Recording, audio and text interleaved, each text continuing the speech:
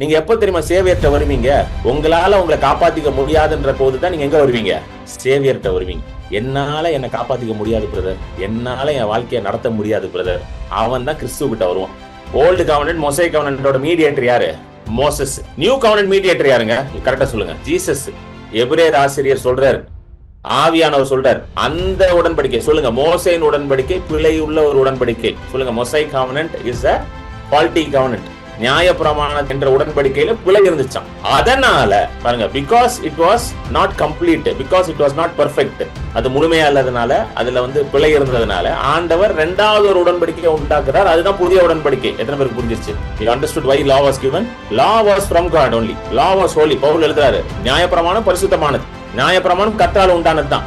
ஆனா நியாயப்பிரமாணம் நீதியை உண்டாக்காது. ஒரு காலத்துக்கு நியாயப்பிரமாணம் கொடுக்கப்பட்டுச்சு. எதுக்கு? கிறிஸ்து வரும் அளவும், till the promised seed should come. இயேசு கிறிஸ்து நியாயப்பிரமாணத்தை கீழ்ப்படிந்ததுனால நம்ம என்ன ஆக்கப்பட்டிருக்கோங்க? நீதிமானாக்கப்பட்டிருக்கோம். Because of the obedience of Christ we have been justified. உங்களை ஆக்கினை தீர்ப்புக்குள்ள திரும்ப யாருமே உள்ள கொண்டு போக முடியாது. ஏன்னா ஆக்கினை தீர்ப்புக்குள்ள கொண்டு போறது நியாயப்பிரமாணம் மட்டும்தான். Only the law brings condemnation.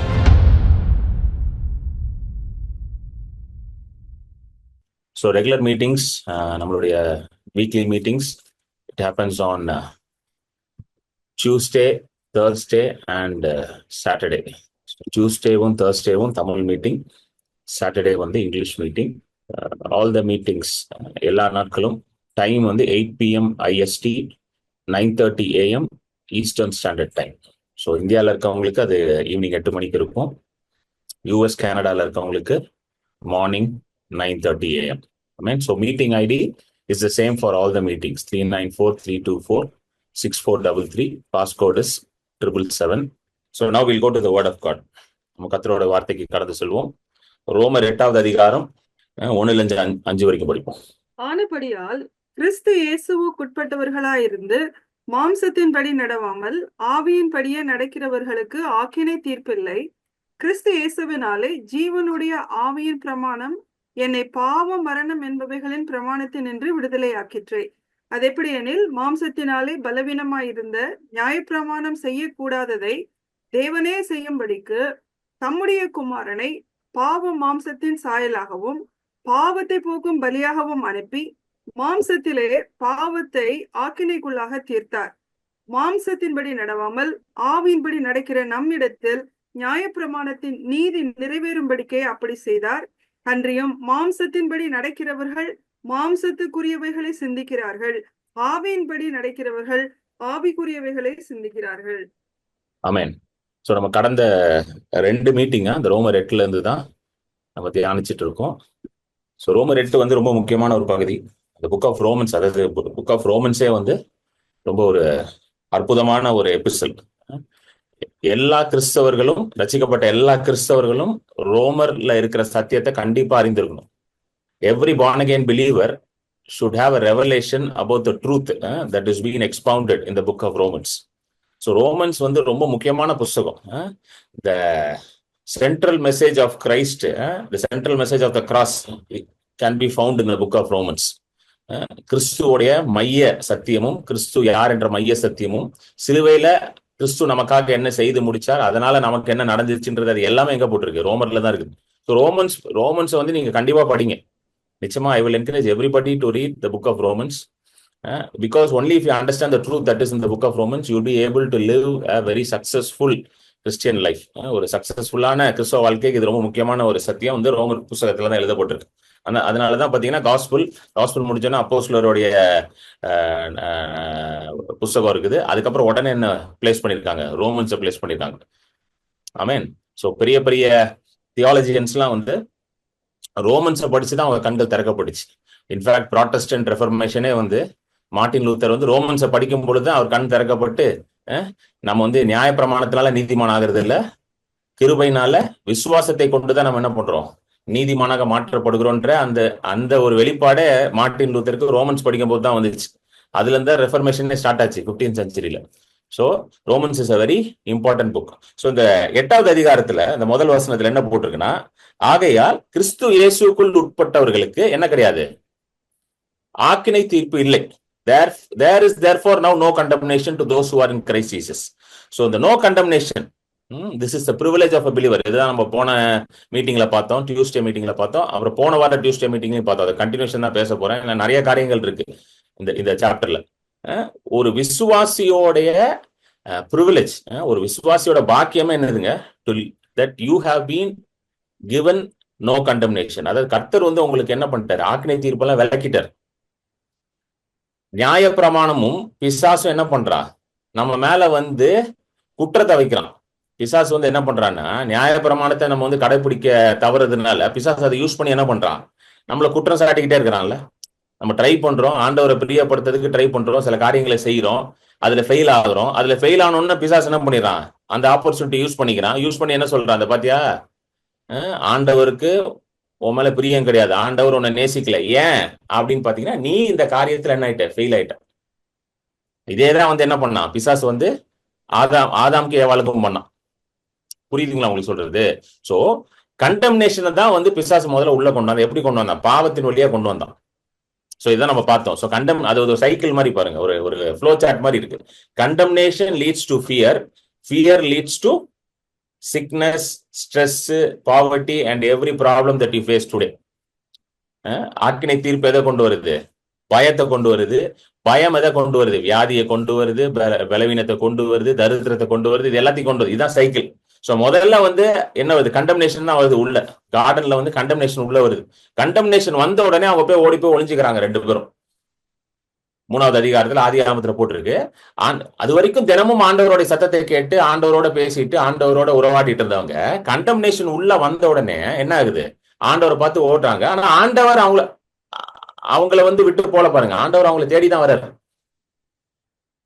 God is searching for Adam, God is searching for Eve. ஆண்டவர் அவங்களை தேடிதான் வர்றாரு. இவனுங்க தான் பயந்து போய் ஒளிஞ்சிட்டு இருக்கானுங்க. சொல்றாங்க, நான் உங்க சத்தத்தை கேட்டு நாங்க என்ன பண்ணோம்? பயந்துட்டோம். We heard your voice and we were afraid. So பயப்படுறாங்க. சோ பயம் வருது. நெக்ஸ்ட் என்ன வருது? எல்லா சாபமும் உள்ள வந்துருச்சு.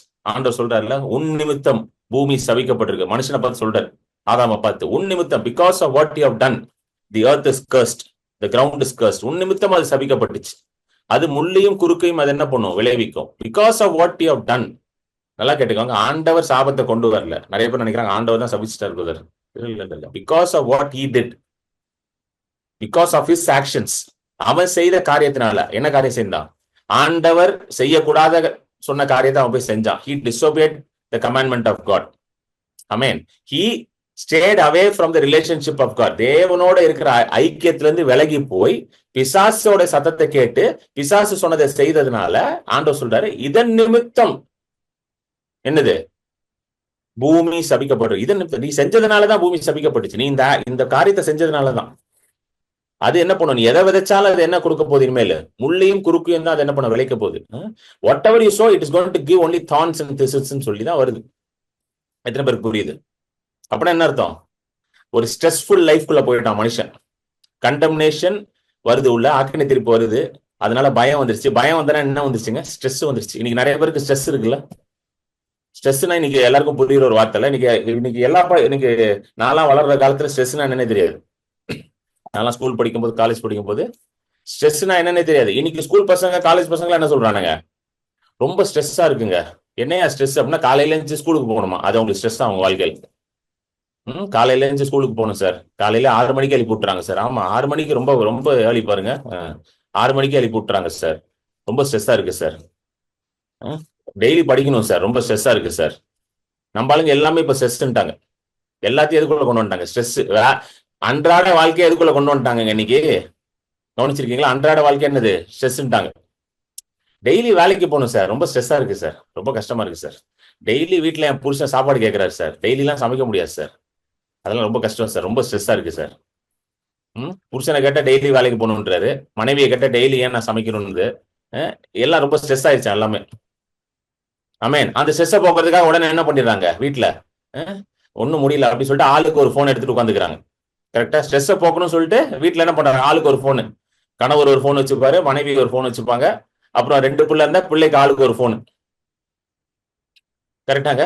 பிள்ளைக்கு ஆளுக்கு ஒரு போனை கொடுத்துறாங்க. கேட்டா அது ஸ்ட்ரெஸ்ஸை போக்குமா? அது ஸ்ட்ரெஸ்ஸை போக்குறது இல்ல, அது ஸ்ட்ரெஸ்ஸை மல்டிப்ளை பண்ணி கொடுக்குது இன்னும். கரெக்டா இல்லையாங்க?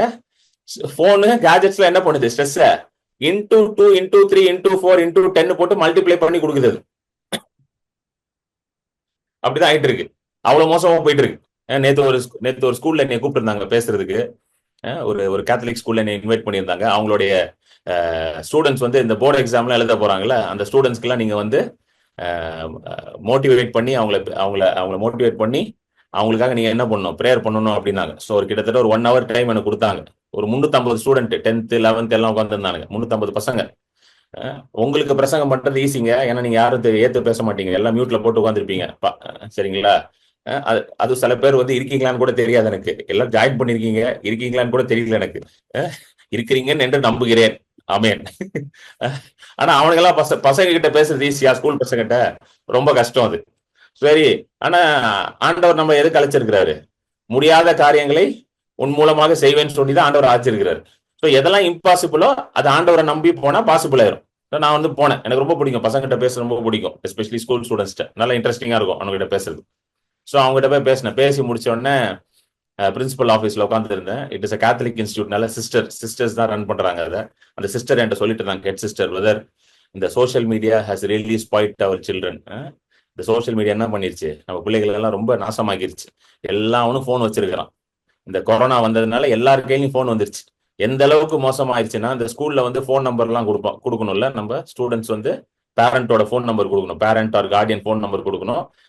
அந்த போனோட வாட்ஸ்அப்புக்கு தான் என்ன அனுப்புவாங்க, மெசேஜ் அனுப்புவாங்க. கரெக்டா?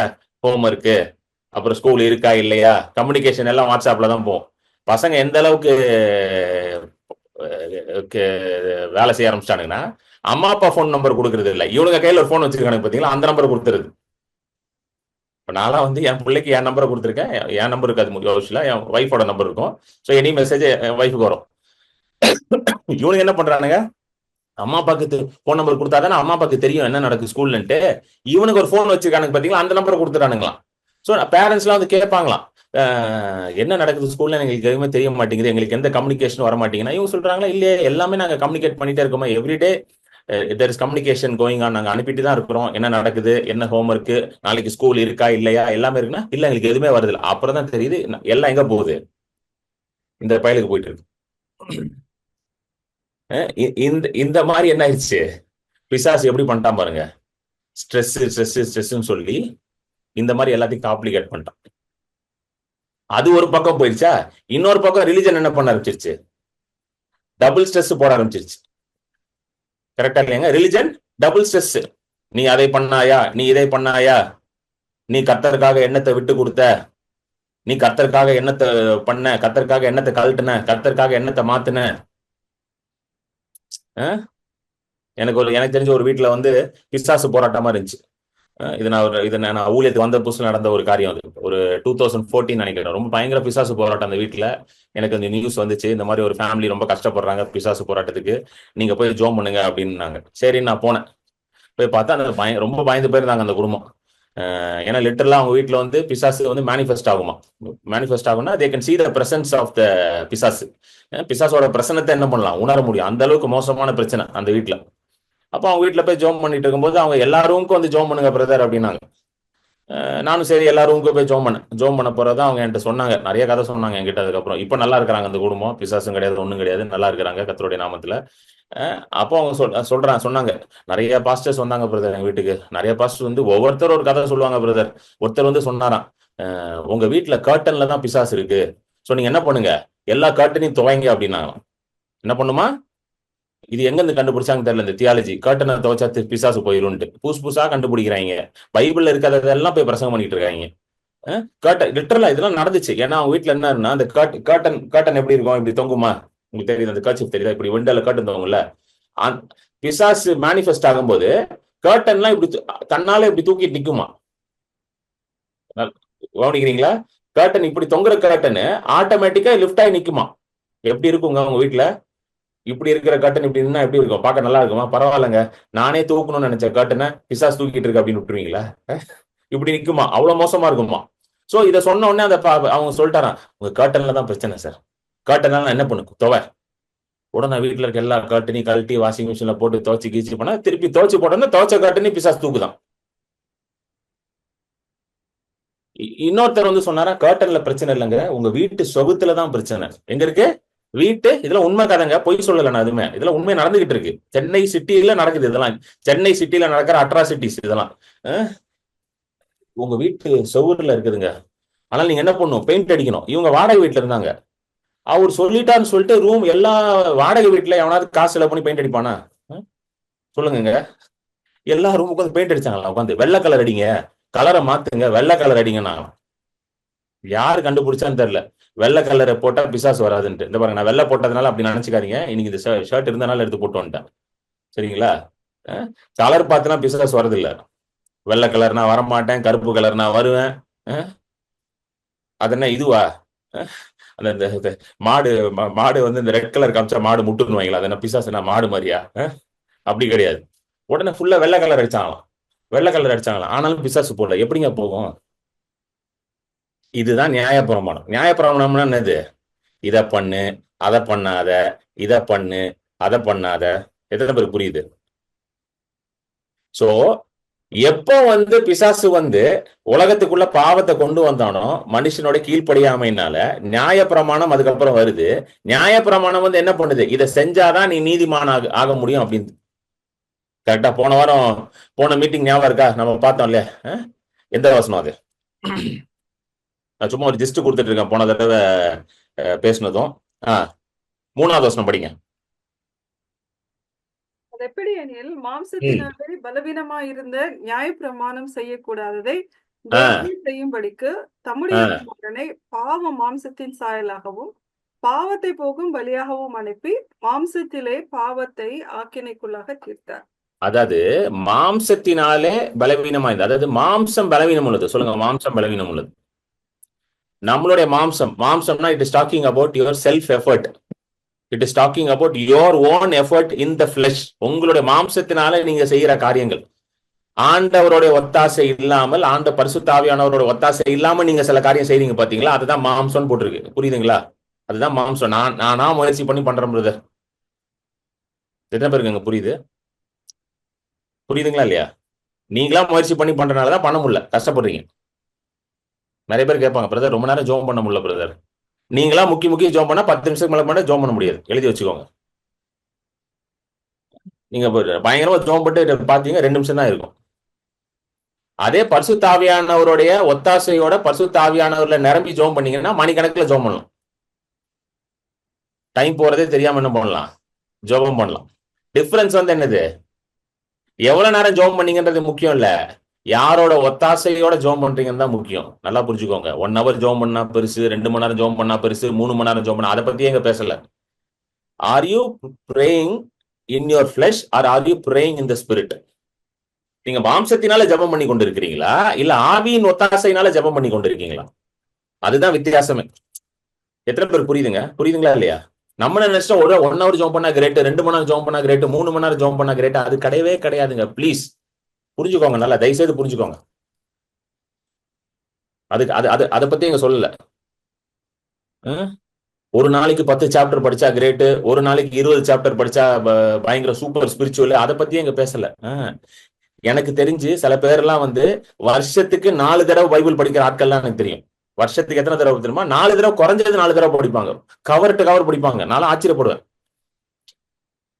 நான் இருந்த மெயின்லைன் சர்ச்சில் காம்படிஷனே வைப்பாங்க, பைபிள் ரீடிங் காம்படிஷனே வைப்பாங்க. அவங்களோட வேலை என்னன்னா, வருஷத்துக்கு அவங்களோட கோல் என்ன தெரியுமா? எப்படியாவது படிச்சு பாஸ்டர் கையில போய் என்ன வாங்கிடணும்? கப்பு வாங்கிடணும். இதான் அவங்க கோலே. நானும் அவங்களை பார்த்து, ஐயோ பயங்கர நீதிமானா இருப்பாங்க போலயே, வருஷத்துக்கு 4 தடவை படிக்கிறாங்க. அப்புறம் தான் கண்டுபிடிச்சேன் 4 தடவை படிச்சாங்க, ஆனா ஒரு வசனம் கூட மனசுல இல்லை. என்னங்க 4 தடவை படிச்சோம், என்ன புரியல? அவர் தழும்பினால் குணமானீர்கள்ன்ற வசனம் கூட இன்னும் புரியல. சரி, அதாவது வாஞ்சியோட படிக்கிறது வேறங்க, புரியுங்களா? விருப்பத்தோட படிக்கிறது வேற. ஆண்டவரை பத்தி புரிஞ்சுக்கணும்னு படிக்கிறது வேற, ஆண்டவரை பத்தி அறிந்திக்கணும்னு படிக்கிறது வேற. சரிங்களா? That is different. அந்த மாதிரி படிக்கிறீங்களா? பிளீஸ் தயவுசெய்து படிங்க. ஒரு வருஷத்துல 4 தடவை வேணா, 10 தடவை படிக்க முடிஞ்சாலும் படிங்க. அந்த விருப்பத்தோட படிங்க. இன்னும் ஆண்டவர் அறிந்து கொள்ளணும், இன்னும் நான் யாருன்னு புரிந்து கொள்ளணும், கிறிஸ்துக்குள்ள நான் எப்படி இருக்கிறேன், கிறிஸ்து எனக்காக என்ன செய்தார் அப்படின்னு அந்த ஆர்வத்துல படிக்கிறீங்களா? 4 தடவை வேணா, 400 தடவை கூட படிங்க வருஷத்துக்கு, தப்பே கிடையாது. ஆனா அந்த 400 தடவை படிக்கிறதுனால தான் கர்த்தர் நேசிக்கிறார் நினைச்சீங்கன்னா அதுதான் தப்புன்ற, அதுதான் நியாயப்பிரமாணம். If you think because you have read the Bible 4 times in a year God loves you, then you are living under the law. பழைய உடன்படிக்கையில வாழ்ந்துட்டு இருக்கீங்க. பழைய உடன்படிக்கை இப்போ வந்து என்ன கிடையாது, அமல்லே கிடையாது. It is not even in existence. வாங்க எபிரேயர் 8:7, எபிரேயர் 8:7 படிங்க. ஹீப்ரூஸ் 8:7 படிங்க சிஸ்டர். அந்த முதலாம் உடன்படிக்கை பிழை இல்லாதிருந்ததானால் இரண்டாம் உடன்படிக்கைக்கு இடம் தேட வேண்டுவதில்லையே. முதலாம் உடன்படிக்கை பிழை இருந்துச்சா சொல்லுங்க. முதல் உடன்படிக்கையில் பிழை இருந்துச்சு. எந்த எந்த உடன்படிக்கை பத்தி சொல்லுதுங்க? முதல் உடன்படிக்கைனா எந்த உடன்படிக்கை? மோசேயின் உடன்படிக்கை. It is talking about the mosaic கவெனன்ட். சரிங்களா? மோசேயின் மூலமாக ஒரு உடன்படிக்கை வந்துச்சுல, சீனாய் மலையில ஆண்டவர் வந்து நியாயப்பிரமாணத்தை கொடுக்கிறாருல, அந்த உடன்படிக்கை. அந்த உடன்படிக்கை பிழை இருந்துச்சு அதுல. இது நான் சொல்லலைங்க, எபிரேயர் ஆசிரியர் சொல்றாரு, ஆவியானவர் சொல்றார். அந்த உடன்படிக்கை சொல்லுங்க. மோசேயின் உடன்படிக்கை பிழை உள்ள ஒரு உடன்படிக்கை. சொல்லுங்க. Mosaic கவெனன்ட் is a faulty covenant. நியாயப்பிரமாண என்ற உடன்படிக்கையில பிழை இருந்துச்சாம். சரிங்களா? அதனால பாருங்க, because it was not complete, because it was not perfect, அது பூர்ணமா இல்ல, அது முழுமையா இல்லாதனால, அதுல வந்து பிழை இருந்ததுனால ஆண்டவர் இரண்டாவது ஒரு உடன்படிக்கையை உண்டாக்குறார். அதுதான் புதிய உடன்படிக்கை. எத்தனை பேருக்கு புரிஞ்சிருச்சு? இப்போ நீங்க வந்து இப்போ ஃபார் எக்ஸாம்பிள் வந்து நீங்க ஒரு கார் ஒன்று வச்சிருக்கீங்க, அந்த கார் ரிப்பேர் ஆகிட்டே இருக்கு. சரிங்களா? உடனே என்ன பண்றீங்க, அந்த கார் ரொம்ப பிரச்சனையா இருக்குன்னு சொல்லிட்டு அந்த கார் என்ன பண்றீங்க, ஓரமா வச்சுட்டு புதுசா ஒரு கார் எடுக்கிறீங்க, ஷோரூம்ல போயிட்டு எடுத்து அதை ஓட்டுறீங்க. புரியுதுங்களா? இப்போ இந்த ஓட்டக்கார் ஒன்று இருக்குது வீட்டுல, ஓரமா நிக்குது. சரி பரவாயில்லன்னு வச்சிருக்கீங்க, ஓரமா நின்றுட்டு இருக்காங்க. ஆனா ஓட்டக்கார் ரொம்ப அன்ரிலேபிள் கார், பிரச்சனை வரும். எங்கேயுமே வந்து நம்பி எடுத்துட்டு போக முடியாது, எங்கேயாவது போய் காலை வாரி விட்டுரும், பிரேக் டவுன் ஆயிரும். புது கார் ஷோரூம்ல இருந்து எடுத்திருக்கீங்க, இப்ப எதை ஓட்டிட்டு போவீங்க சொல்லுங்க எனக்கு? ஓட்டக்கார ஓட்டுவீங்களா, புது கார் ஓட்டுவீங்களா? புதுசை தான் ஓட்டுவீங்க. ஓட்டக்கார அங்கதான் நின்றுட்டு இருக்கோம், அது உங்க பேர்ல தான் ரெஜிஸ்டர் ஆயிருக்கு, ஆனா அதை ஓட்ட மாட்டீங்க. கேட்டா இல்லங்க ரொம்ப ஃபால்ட்டுங்க, அந்த காரு ரொம்ப பிரச்சனை பண்ணுங்க, அன்ரிலேபிள்ங்க அது அப்படின்னு சொல்லி புதுசை தான் எடுத்து ஓட்டுவீங்க. இன்னைக்கு நம்ம என்ன தெரியுமா பண்ணிட்டு இருக்கோம்? கிறிஸ்தவ மதத்துல என்ன தெரியுமா பண்றோம்? ஓட்டக்கார தான் ஓட்டிக்கிட்டு இருக்கோம். இன்னும் என்னங்க, இன்னும் இன்னும் ஓட்டக்கார ஓட்டுறோம். ஆனால்தான் நடுநடுல பிரேக் டவுன் ஆகுது. புரியுதுங்களா உங்களுக்கு? நடுநடுல கிறிஸ்தவர்களுக்கே பிரேக் டவுன் வருது. நடுவுல கிறிஸ்தவர்கள் ஏன் வந்து நம்பிக்கையற்றவர்களாக போறாங்க? நான் கவனிச்சிருக்கேன், நிறைய கிறிஸ்தவர்கள் நம்பிக்கை இல்லாம பேசுவாங்க, நம்பிக்கை சுத்தமா நம்பிக்கை இல்லாத மாதிரி பேசுவாங்க. அவ்வளவுதான், வாழ்க்கையை முடிஞ்சு brother. there'll be a point of despair. அவ்வளவுதான், இனிமேல் ஒண்ணும் பண்ண முடியாது அப்படின்னுவாங்க. யார்? கிறிஸ்தவர்கள், ரட்சிக்கப்பட்ட கிறிஸ்தவர்கள், பரிசுத்த ஆவியானவரால் நிரப்பப்பட்டவர்கள், ஞானஸ்தானம் எடுத்தவர்கள், அந்நிய பாஷை பேசுறவர்கள். அவர்கள் எப்படி பேசுவாங்க? அவ்வளவுதான், எல்லாம் முடிஞ்சுன்னு பேசுவாங்க. ஏன்னா ஓட்டக்கார ஓட்டிக்கிட்டு இருக்காங்க. சொல்லுங்க, ஓட்டக்கார ஓட்டாத. புது கார் இருக்கும் போது ஓட்டக்கார ஓட்டாதீங்க தயவு செய்து. ஓட்டக்கார ஓட்டினீங்கன்னா you'll always be in despair. எப்பொழுதுமே நம்பிக்கை இல்லாம தான் இருப்பீங்க. ஏன்னா எப்ப கார் உடையும் தெரியாது. கார் உடையறதுனால நீங்க என்ன நினைச்சுக்கிறீங்க? ஆண்டவர் தான் காரை உடைக்கிறாரு, ஆண்டவர் தான் காரை பங்க்சர் ஆக்குறாரு. புரியுதுங்களா உங்களுக்கு? பழைய கவர்னன்ட்ல ஆப்ரேட் பண்ணிட்டு எல்லாரும் என்ன சொல்ல ஆரம்பிச்சிட்டாங்க? ஆண்டவர் தான் பிரதர் பண்றாரு, ஆண்டவர் என் மேல பயங்கர கோவமா இருக்காரு பிரதர், ஆண்டவர் தான் பிரதர் இதெல்லாம் பண்ணாரு, ஆண்டவர் தான் இந்த இதுக்கு காரணம் பிரதர், இந்த என் வியாதிக்கு ஆண்டவர் தான் பிரதர், ஆண்டவர் தான் அனுப்புனார் பிரதர். புரியுதுங்களா? எத்தனை பேருக்கு புரியுது உங்களுக்கு? சோ அந்த கவர்னன்ட் வந்து முடிஞ்சு போச்சு. எந்த கவர்னன்ட்? அந்த கவர்னன்ட் முடிஞ்சு போச்சு. எப்ப முடிஞ்சிச்சு? தெளிவா நம்ம போன வாரம் பார்த்தால, கலாத்தியர் 3ல பார்த்தால, அந்த கவர்னன்ட் என்ன ஆயிடுச்சு? முடிஞ்சு போயிடுச்சு. ஒருத்தங்க கேட்டிருக்காங்க, மேரேஜ் ஆண்டி கேட்டிருக்காங்க, first கவர்னன்ட் given by God himself, how can there be any defects or faults in it? நம்ம போன வாரம் அதை பார்த்தோம், இருந்தாலும் ஆண்டி கேட்டதுக்காக நம்ம சொல்லிடுவோம். போன வாரம் மெசேஜ் இப்படி கேளுங்க, நான் அதை எக்ஸ்பிளைன் பண்ணேன் நான் போன வாரம். But since this question is raised, நீங்க ஓட்டக்கார ஓட்டணும்னு ஆசைப்படுறீங்கன்னு நினைக்கிறேன், அதான் ஏன் அப்படி அப்படின்ட்டு கேக்குறீங்களோ? எனக்கு புது கார் தான் வேணும், எனக்கு ஓட்டக்கார் வேண்டாம். வாங்க கலாத்தியர் 3க்கு வாங்க. இப்போ நம்ம கொஞ்சம் நிறைய வசனம் படிச்சிருவோம். Since this question is raised, Andy இதை கேட்டதுனால இட்ஸ் வெரி நல்ல சரியான கேள்வி இது. இது கண்டிப்பா தெரியணும். 3:19 இருந்து படிப்போம். So we will get a more better understanding. Galatians 3, கலாத்தியர் 3:19 இருந்து 25. அப்படியானால் நியாயப்பிரமாணத்தின் நோக்கம் என்ன? ம் வாக்குத்தத்தத்தை பெற்ற சந்ததி வரும் அளவும் அது அக்கிரமங்களின் நிமித்தமாக கூட்டப்பட்டு ம் தேவதூதரை கொண்டு மத்தியஸ்தன் கையிலே கட்டளையிடப்பட்டது. நல்லா கவனி. மத்தியஸ்தன் இதை வந்து சிஸ்டர் படிக்கும்போது நீங்களும் பொறுமையா எல்லாரும் படிங்க. உங்க பைபிள் இருந்தா பைபிள்ல படிங்க, இல்லைன்னா உங்க ஸ்கிரீன்ல டிஸ்பிளே ஆகிற வசனத்தை அப்படியே படிச்சுட்டே வாங்க. You will start understanding. சரிங்களா சிஸ்டர், படிங்க. மத்தியஸ்தன் ஒருவனுக்குரியவன் அல்ல, ம் தேவனோ ஒருவர். ம் அப்படியானால் நியாயப்பிரமாணம் தேவனுடைய வாக்குத்தத்தங்களுக்கு விரோதமா? அல்லது ம் உயிரை கொடுக்கத்தக்க நியாயப்பிரமாணம் அருளப்பட்டிருந்ததானால் ம் நீதியானது நியாயப்பிரமாணத்தினால் உண்டாயிருக்குமே. பாருங்க, அப்படி ரொம்ப கிளியரா சொல்லிட்டாரு. பாருங்க, அந்த முந்தின வசனம் 21 வந்து என்ன போட்டிருக்குன்னா, உயிரை கொடுக்கத்தக்க நியாயப்பிரமாணம். இங்கிலீஷ்ல அழகா வருது பாருங்க. For if there had been a law which could give life. First புரிஞ்சுக்கோங்க, law and the Mosaic covenant cannot give life. நல்லா புரிஞ்சுக்கோங்க, நல்லா புரிஞ்சுக்கோங்க. நியாயப்பிரமாணம் ஜீவனை கொடுக்க முடியாது. எத்தனை பேருக்கு புரியுது? ஜீவன் எங்க இருந்து தான் வரும்? கிருபையும் சத்தியமும் பரிபூர்ணமா இருக்கிற இயேசுவின் இடத்துல இருந்து மட்டும்தான் ஜீவன் உண்டாகும். ஹல்லேலூயா. புரிஞ்சிருச்சுங்களா? Life comes only from the personified truth and grace in the person of Jesus. கிருபையும் சத்தியமா வந்தார் பாத்தீங்களா? he was full of grace, he was full of truth. Yes, அப்படிதான் வராரு பாருங்க. கிரேஸ் அண்ட் ட்ரூத் வந்து ஒரு தியாலஜி கிடையாது. கிரேஸ் அண்ட் ட்ரூத் வந்து ஏதோ ஒரு அண்டர்ஸ்டாண்டிங், ஒரு ஃபீலிங் கிடையாது. Grace and truth is the person of Jesus Christ himself. யோவான் அழகா எழுதுறாரு. யோவான் 1வது அதிகாரத்துல அந்த வசனத்துக்கு வாங்க. யோவான் 1க்கு வாங்க.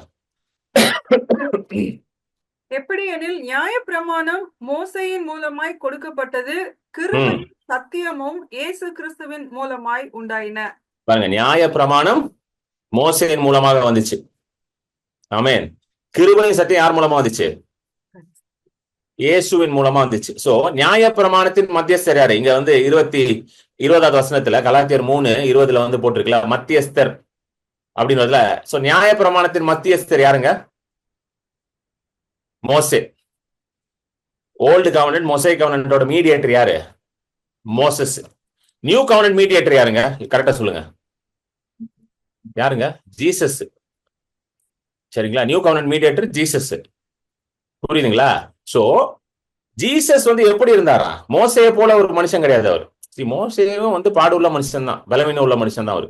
ஏன்னா ஒரு மனுஷன், அதை நல்லா புரிஞ்சுக்கணும். அவர் ஒரு மனுஷன். ஆனா இப்போ இருக்கிற மத்தியஸ்தர் ஆனா இயேசு கிறிஸ்து அப்படிப்பட்டவரா? சொல்லுங்க. கிருபையும் சத்தியம் நிறைஞ்சவர். அதனாலதான் ரொம்ப அழகா எழுதியிருக்காரு 21வது வசனத்துல கலாத்தியர் 21 நியாய பிரமாணம் ஜீவனை கொடுக்க முடியாது. It cannot give you life. The law cannot give you life. So if you want to live under the law, you cannot experience God's life. 21st verse 21வது வசனம்.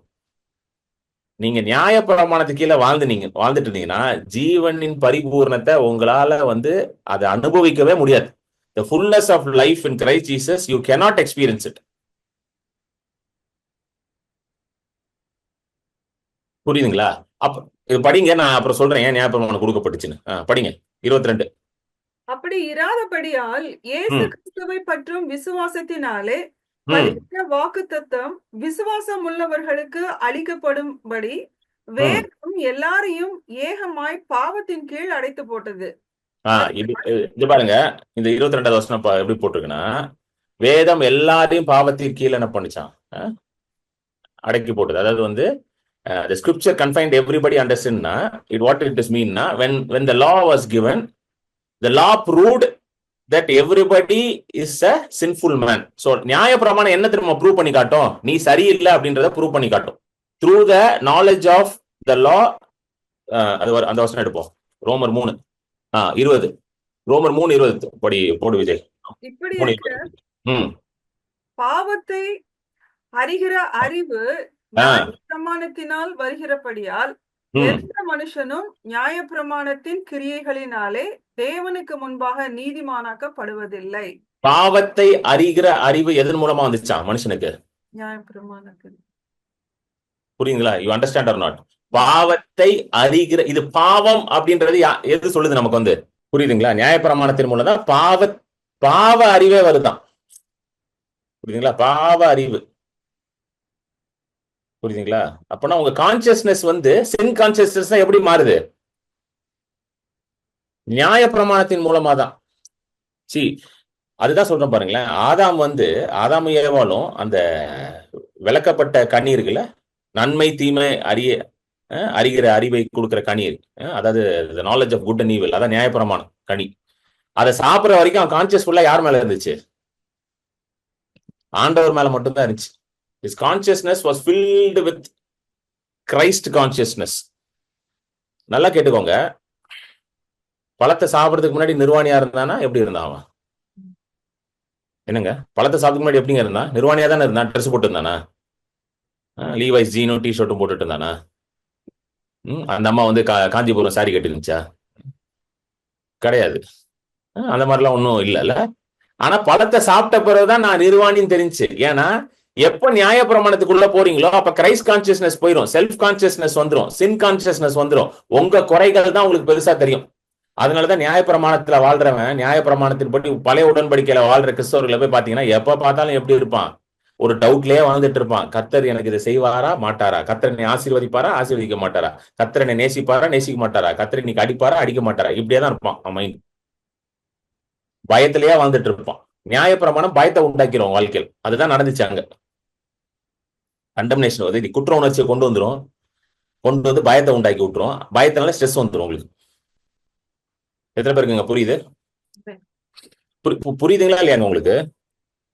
எத்தனை பேர் புரியுதா இல்லையா?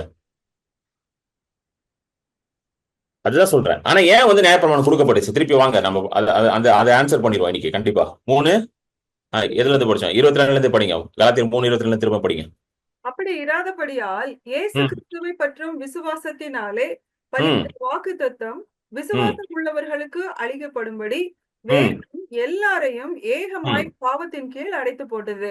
அதனால் விசுவாசம் வருகிறதற்கு முன்னே வெளிப்பட போகிற விசுவாசத்திற்கு ஏதுவாக நாம் அழைக்கப்பட்டவர்களாய் நியாயப்பிரமாணத்தின் கீழ் காவல் பண்ணப்பட்டிருந்தோம். நாம் விசுவாசத்தினாலே நீதிமான்களாக்கப்படுவதற்கு நியாயப்பிரமாணம் நம்மை கிறிஸ்துவனிடத்தில் வழி நடத்துகிற உபாத்தியாய் இருந்தது. விசுவாசம் வந்த பின்பு நாம் உபாத்திக்கு கீழானவர்கள் அல்லவே.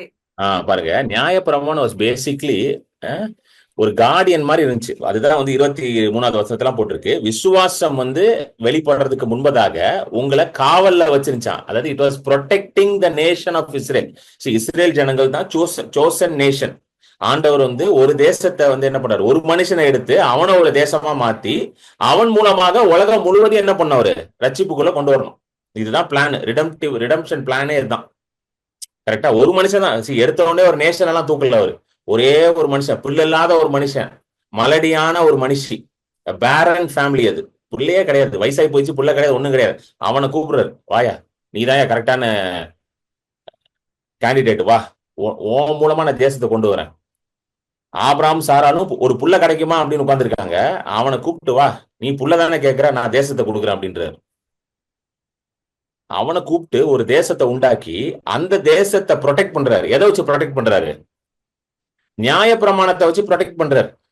ஏன்னா நியாயப்பிரமாணம் கொடுக்கப்படலன்னு வச்சுக்கோங்களேன், இஸ்ரவேல் ஜனங்களுக்கு நியாயப்பிரமாணம் கொடுக்கப்படலைன்னா அவர்கள் மற்ற புறஜாதிகள் இருந்தாங்க பாத்தீங்களா, கானானியர், எபூசியர், மோவாபியர், அமோரியர் எல்லாம் இருந்தாங்களே, அவர்களுடைய பாவம் எல்லாம் இஸ்ரேல் ஜனங்களுக்குள்ள ஊடுருவி இருக்கும்.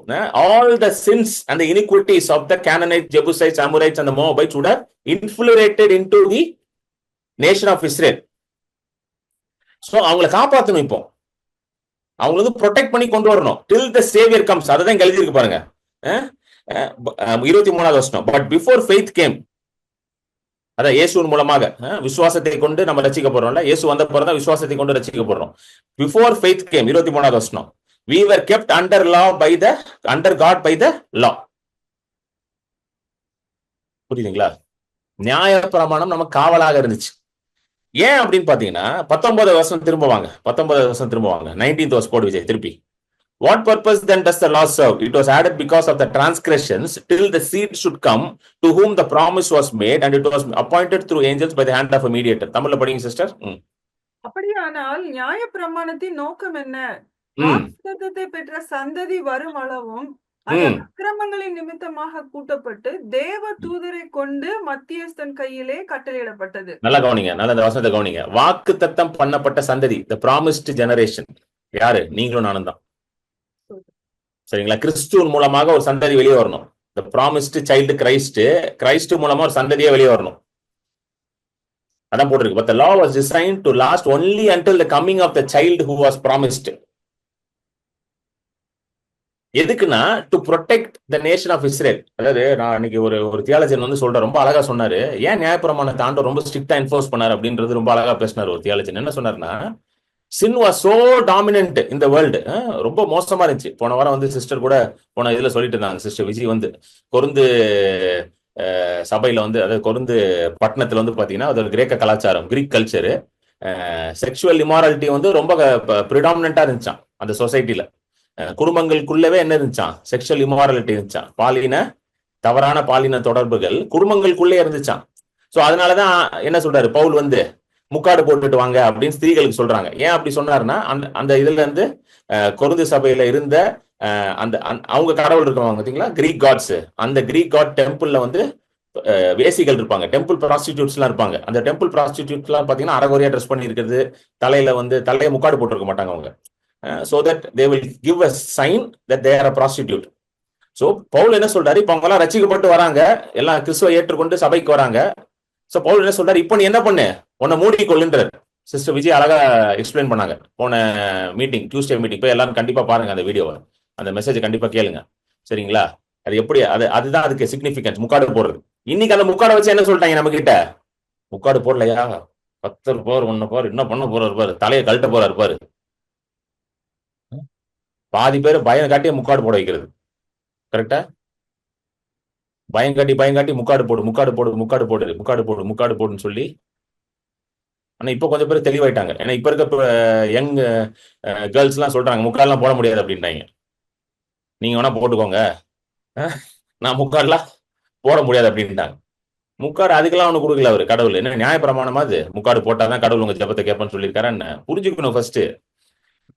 அதுதான் சொன்னல, கப்பு வாங்கணும்னு பைபிள் படிச்சா இப்படிதான் வளரிட்டு இருப்போம் உட்காந்து. வருஷத்துல 4 வாட்டி படிச்சு கப்பு வாங்கணும்னு பைபிள் படிச்சா கண்டதையும் வளரிட்டு இருப்போம். கடவுள் யாரு? இயேசு யாரு? இயேசு வந்து அன்பின் சொரூபம். அவரு பர்சானிபிகேஷன் ஆஃப் லவ். அவரு இந்த அன்பின் தேவன் முக்காடு போடலன்னா நீ அடிப்பாரா அப்படின்னு ஃபர்ஸ்ட் யோசிக்கணும் நீங்க. ஹலோ, இத ஃபர்ஸ்ட் யோசிக்கணும் நீங்க. இவ்வளவு அன்பான தேவன் ஜஸ்ட் இந்த பாருங்க, இந்த முக்காடு போடலன்னா உங்களை அடிப்பாரா? என்னங்க நீ கொஞ்சம் யோசிச்சு பாருங்க. இவ்வளவு பெரிய ஆள் இந்த முக்காடுக்காக உங்களை அடிப்பாரா வந்து? என்னங்க பேசுறீங்க?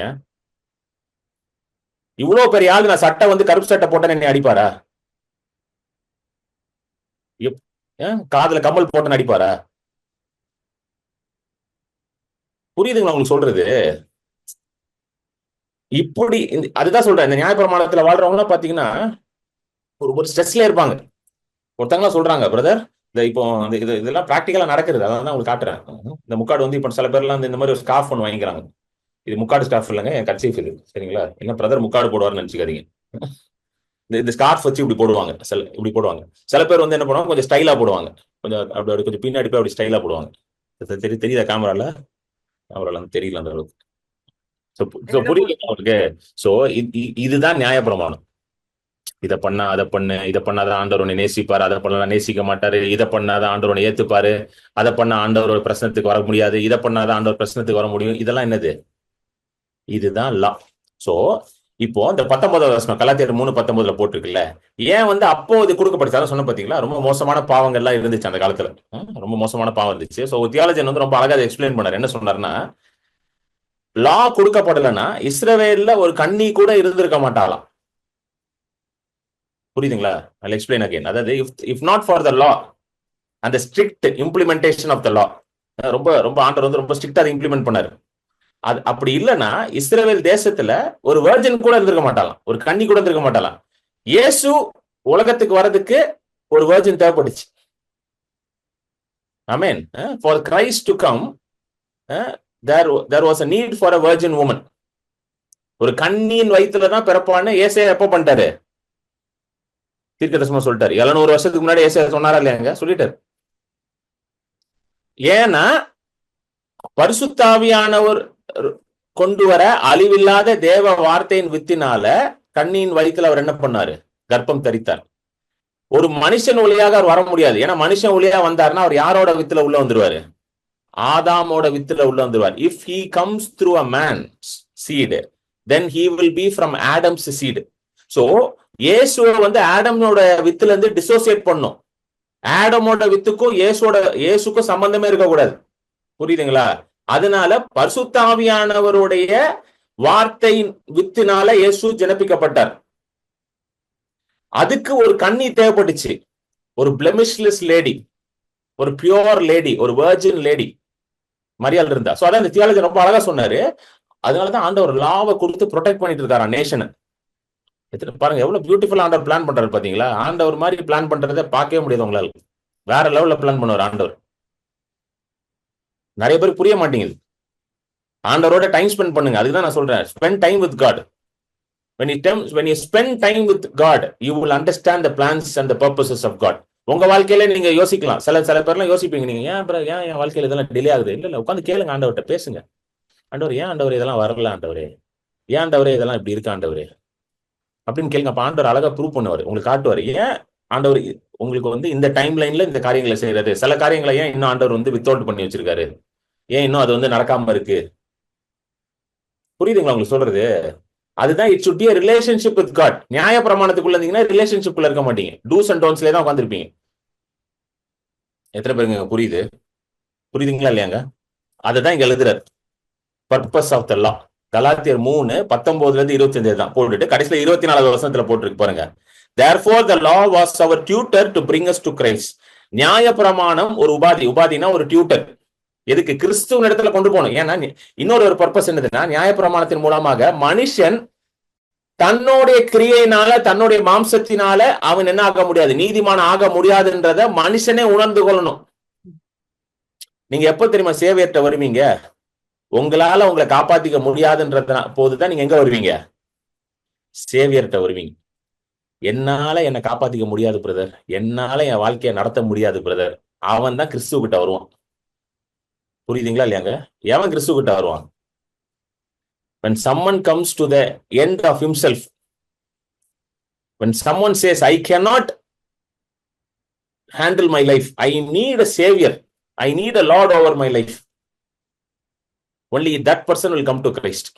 அவன் தான் கிறிஸ்துட்ட வருவான். சும்மா போயிட்டு கிறிஸ்து ஆண்டவர் ஏத்துக்கொள்ளுங்க நரகத்துக்கு போயிருவேன்னா இப்பெல்லாம் அந்த பாட்சாலாம் பழிக்காது. அவன்ட்டையும் போயிட்டு சொல்லி பாருங்க, போயிட்டு ஆண்டவர் ஏத்துக்கோ நரகத்துக்கு போயிருவேன்னா எல்லாம் கூலா சொல்றான். இப்ப இருக்க யங்ஸ்டர்ஸ் எல்லாம் கூலா சொல்றாங்க, பரவாயில்ல நரகத்துக்கே போறான் அப்படின்ட்டான். ஒருத்தனும் சொல்லிட்டான், பரவாயில்ல அங்கேயே போய்க்கிறேன், ஒன்னும் அது எப்பயோ வர நரகம் தான் போய் பாத்துக்கிறேன் அப்படின்ட்டான், நான் இப்ப இருந்துக்கிறேன் அப்படின்ட்டு. அந்த பாச்சாலாம் பழிக்காது. இன்று சத்தா எங்க போவாய், இன்னைக்கு தூங்கி நாளைக்கு எந்திரிப்பியா, இப்பெல்லாம் என்னைய பயங்காட்டி வச்சிருந்தாங்க. அதனாலதான் நல்லா தூங்குறதுக்கு முன்னாடி ஜோம் பண்ணும், ஆண்டவரே பாவத்தெல்லாம் மன்னிச்சிருங்க ஆண்டவரே, இன்னைக்கு சப்போஸ் நான் தூக்கத்தில் செத்துட்டா என்ன நீங்க பரதேசில எடுத்துக்கொள்ளுங்க ஆண்டவரே. இப்போ அந்த கதையெல்லாம் ஓடாது. இந்த ஜென்சின்றாங்க பாத்தீங்களா, ஜென்சி ஜெனரேஷனுக்குலாம் இந்த கதை ஓடாது. he is asking for a tangible proof of God.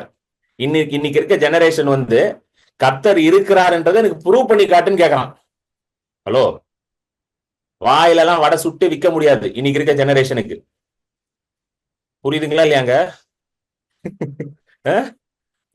புரியுதுங்களா இல்லையா? வாயில வடை சுட்டாலாம் வாங்க மாட்டான், ப்ரூவ் பண்ணணும், கர்த்தர் இருக்கான்னு prove பண்ணுன்றான்.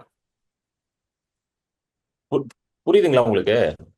I believe in a practical God, I don't believe in a theological God. I believe in a practical God.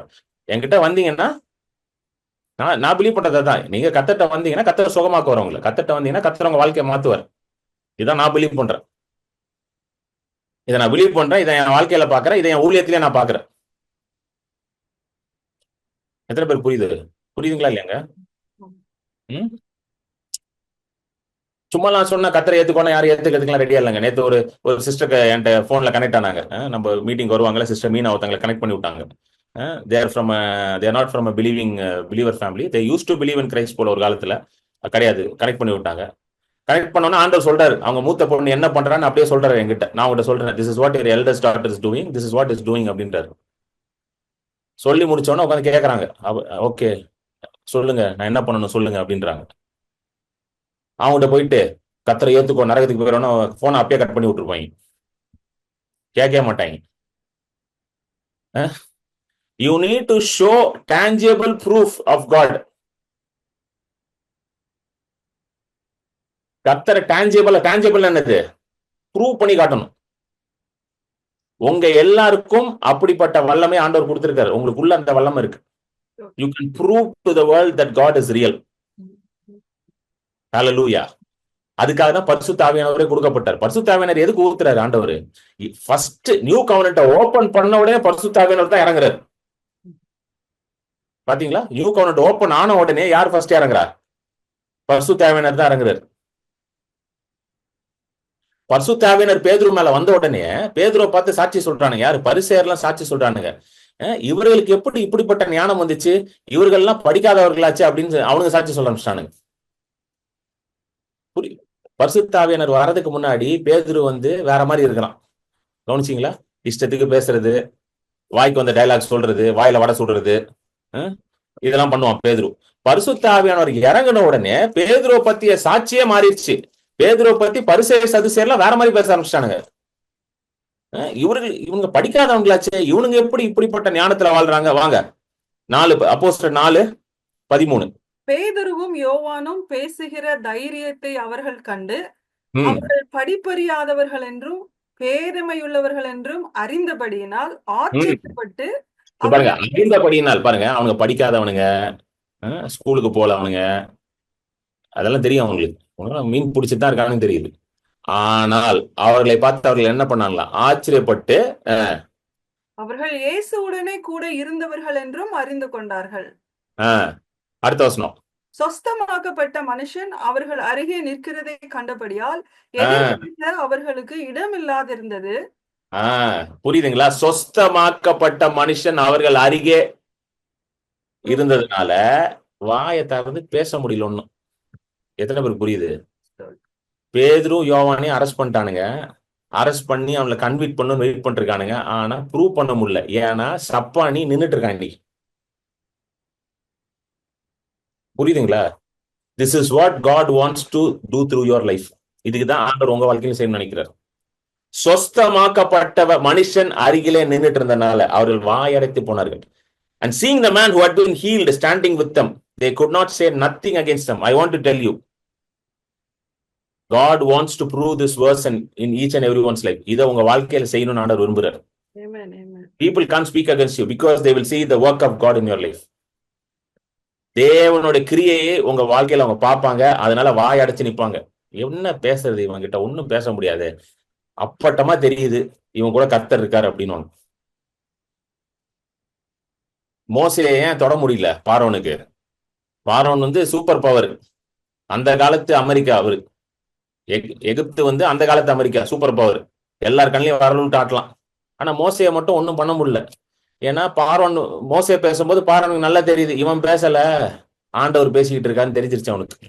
அதான் கூட இருக்க மந்திரவாதிலாம் சொல்றான், இது மோசே பண்ணலங்க, இது தேவனுடைய கை கரம் பண்ணுது. It is a finger of God-ன்ட்டானுங்க. அதான் ஒன்னும் பண்ண முடியல மோசே. அவன் பாட்டுக்கு வரான், வாதைக்கு மேல வாதை அனுப்புறான். நான் யோசிப்பேன், ஆண்டவர் என்ன ஆண்டவரே, அழகா அவனை அரெஸ்ட் பண்ணி உள்ள போட்டிருக்கலாம், இல்ல அவனை கழுத்தை வெட்டி போட்டிருக்கலாம், ஏதோ பண்ணிருக்கலாம். ஆனா ஏன் ஒன்னும் தொட முடியல மோசைய? ஏன்னா தெளிவா தெரியுது, it is not Moses, it is a finger of God. இது மோசே கிடையாதுங்க, இது தேவனுடைய கரமே அங்க வேலை செய்யுதுன்னு கண்டு பார்த்துட்டானுங்க. அதனால தொட மாட்டானுங்க மோசைய. புரியுதுங்களா இல்லையாங்க உங்களுக்கு? இப்படிதான் ஆண்டவர் உங்களையும் எழுப்பணும்னு நினைக்கிறார். இப்படி எழும்புறதுக்கு நியாயப்பிரமாணத்துக்குள்ளதான் ஒண்ணும் பண்ண முடியாது. எழுதி வச்சுக்கோங்க, நியாயப்பிரமாணத்துல இருந்தீங்கன்னா ஒண்ணும் பண்ண முடியாது. கடைசி வரைக்கும் கர்த்தர் நேசிப்பாரா, கர்த்தர் நேசிக்க மாட்டாரா, கர்த்தர் ஆசீர்வதிப்பாரா, ஆசீர்வதிக்க மாட்டாரா? பிரதர் கொஞ்சம் ஜோம் பண்ணி சொல்லுங்க பிரதர், இந்த வருஷம் கர்த்தர் எனக்கு ஏதாவது நல்லது செய்வாரா? இப்படியாதான் வண்டி ஓடிக்கிட்டு இருக்கும். கொஞ்சம் ஜோம் பண்ணி சொல்லுங்க பிரதர். கர்த்தர் என்ன சொல்றா நீங்க கொஞ்சம் ஜோம் பண்ணி சொல்லுங்க பிரதர். பிரதர் நான் ஏன் பிரதர் ஜோம் பண்ணி சொல்லணும்? உங்க அப்பாட்ட நீங்களே ஜோம் பண்ணி கேட்டுக்கலாமே பிரதர். என்ன பிரதர், கரெக்ட் தானே? நான் என்ன ஏஜென்டா என்ன கர்த்தர்ட்ட ஜோம் பண்ணி சொல்றதுக்கு? கர்த்தாவே இவருக்கு என்ன சொல்லி கர்த்தர் என்கிட்ட சொல்லாடே, அவன் என் பையன் தாண்டா என்கிட்ட ஜோம் பண்ண சொல்றா அப்படின்னு.